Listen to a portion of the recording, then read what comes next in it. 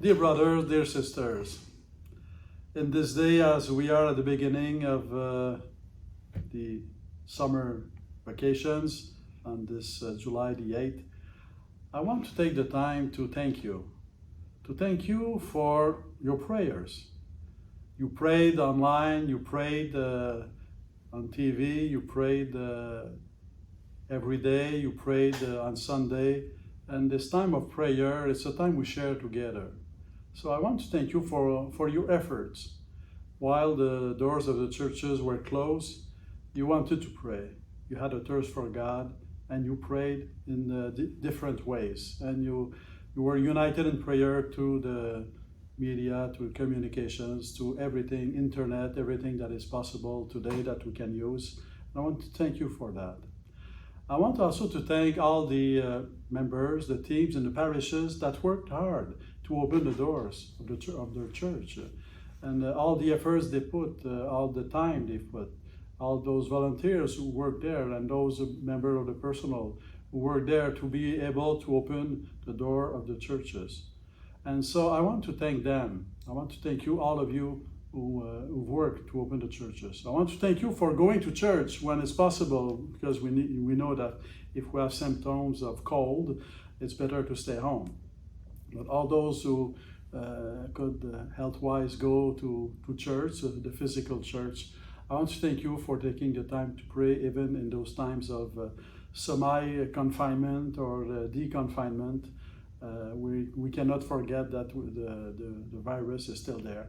And you had the love and the courage to go and pray in the church. I want to thank you for that.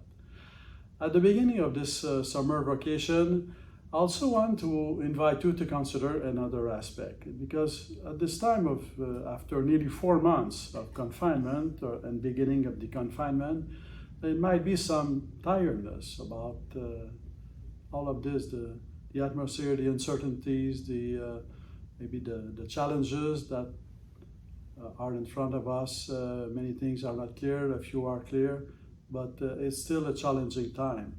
So I want to thank you for being there to this challenge of those difficulties that we're in, this pandemic. But I want also to invite you to one precise point, which it doesn't help when we let it go. It's about the temptation for to blame others for the problems that we have. At the beginning, it might be inviting, and it's understandable. There are difficulties, there are problems, and we tend to, okay, who can we blame? And we tend to blame others. But in the end, it doesn't help, because we lose, when we blame, we lose the sense that we're all in it together. And really, we are in it together.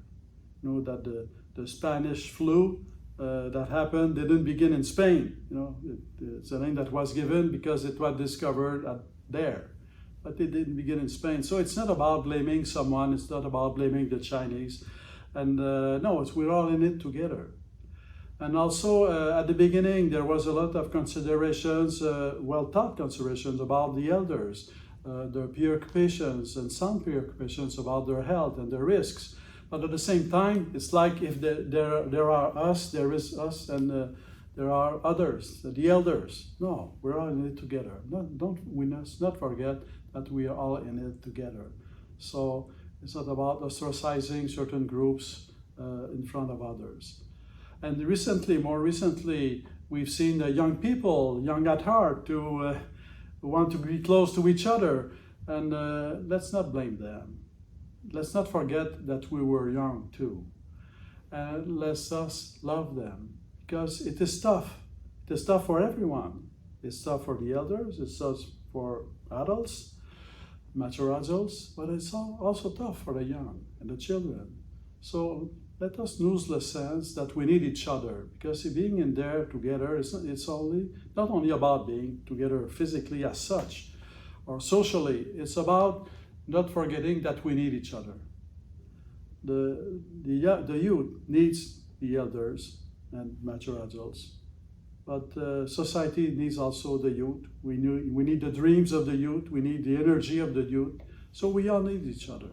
So when rules somehow of preventions I bypassed.